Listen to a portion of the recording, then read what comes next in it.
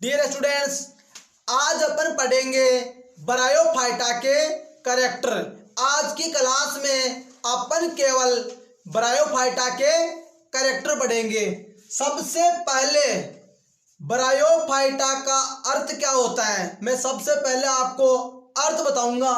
Bryophyta क्या होता है? ब्रायोन, ब्रायोन का मतलब होता है मांस। फाइटा मतलब फाइटोन, फाइटोन का मतलब होता है पादप।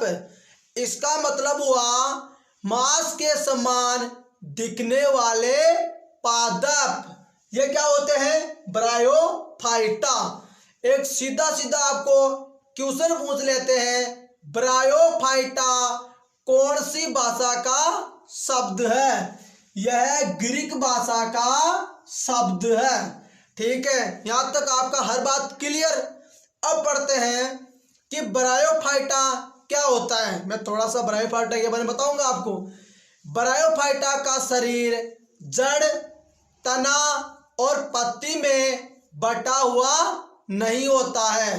पहली बात हमेशा याद रखना, ब्रायोफाइटा का ये मेन कैरेक्टर होता है। अगली बात, ब्रायोफाइटा का पोषण कैसा होता है? ये तो बहुत बार आता है। ब्रायोफाइटा स्वपोषी होता है। स्वपोषी क्यों होता है?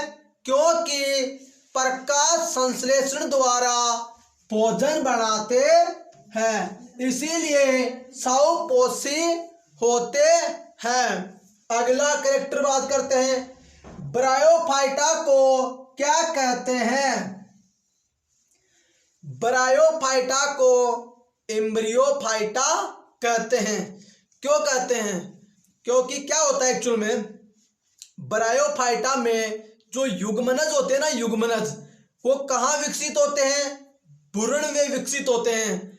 इस कारण ब्रायोफाइटा को एम्ब्रियोफाइटा कहते हैं।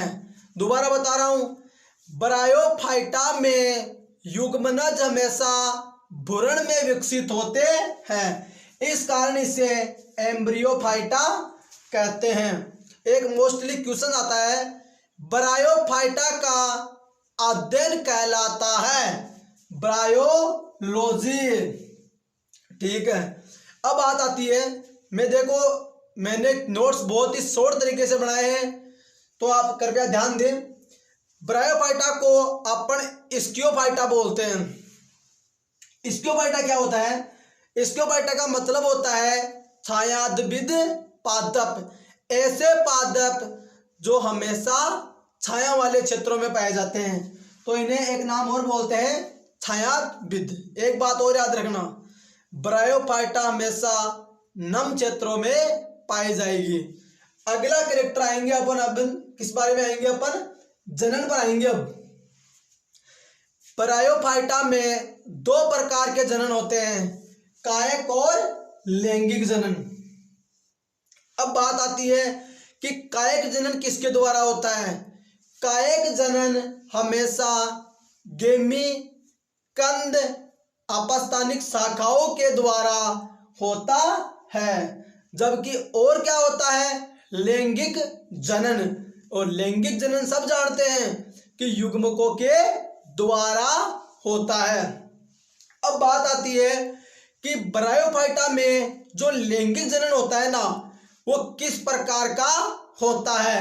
वो होता है विषम युग्मकी। ये याद रखना। एक कैरेक्टर और बताता हूं, मोस्टली याद रखना, ब्रायोफाइटा का पादप काय होता है। ब्रायोफाइटा का पादप काय युग्मकोद्भिद होता है। युग्मकोद्भिद मतलब अगुणित होता है। यहाँ पर बहुत से स्टूडेंट कंफ्यूज होते हैं। याद रखना, ब्रायोफाइटा का पादप काय हमेशा अगुणित होता है या हैप्लॉइड होता है। ये उम्मीद करता हूँ सभी स्टूडेंट्स को बढ़िया तरीके से समझ में भी आए होंगे। अब एक कंसेप्ट समझाऊंगा मैं। एक्चुअल में क्या होता है कि प्लांट होते हैं, उनमें सवन उत्तक होता है।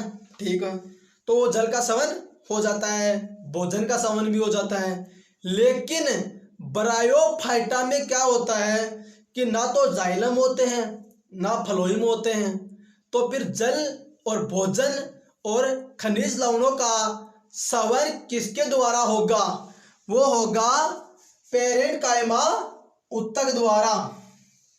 याद रखना, यहाँ थोड़ी सी गलती हो गई है। पेरेन्काइमा ऊतक उपस्थित होंगे, इस कारण ब्रायोफाइटा में जल और भोजन का सेवन पेरेन्काइमा ऊतक ही करेंगे। अब पढ़ेंगे अपन ब्रायोफाइटा के अगले कैरेक्टर। अगला कैरेक्टर, पादप जगत का उभयचर किसे कहते हैं? पादप जगत का उभयचर ब्रायोफाइटा को कहते हैं। क्या कारण है बता देता हूं। हमेशा ब्रायोफाइटा जल और थल जहां भी जीवन संभव होगा वहां पर पाई जाती है, इस कारण इसे पादप जगत का उभयचर कहते हैं, क्योंकि ये जल में भी होती है और थल में भी होती है। अगला कैरेक्टर, ब्रायोफाइटा का जो पादप काय होता है उसकी लंबाई लगभग कितनी होती है? Average 3 centimetre. एक बात हमेशा याद रखना, फिक्स नहीं है कि 3 सेंटीमीटर ही है, ये एक एवरेज होता है। ब्रायोफाइटा बहुत छोटे से प्लांट होते हैं। अगला, ब्रायोफाइटा का सबसे सरल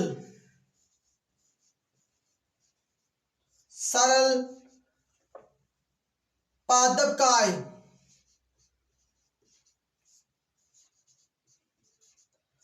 रिक्सिया होता है। रिक्सिया सबसे सरल होती है। अगला, ब्रायोफाइटा में बीजाणु किस प्रकार के होते हैं? अगर एमसीक्यू क्वेश्चन आ जाए तो हमेशा याद रखना, आपको डायरेक्ट आंसर करना है। ब्रायोफाइटा मुख्यतः समबीजाणुक होती है, यह बात हमेशा याद रखना। यदि ऑप्शन में केवल यही आए, क्योंकि ब्रायोफाइटा कुछ होती है जो विषम बीजाणुक हो सकती है, लेकिन मेजर समबीजाणुक होती है। ब्रायोफाइटा का पादप काय जड़, तना तथा पत्ती में बटा हुआ नहीं होता है। यदि इनका शरीर जड़, तना और पत्ती में नहीं बटा हुआ है तो फिर इनमें जाइलम फ्लोएम भी नहीं होंगे, और जाइलम फ्लोएम नहीं है तो फिर जल और भोजन का सेवन कैसे हो रहा है? तो वो पहले बता चुका हूं, वो होगा पेरेन्काइमा ऊतक के द्वारा यह जल का सेवन करेगा।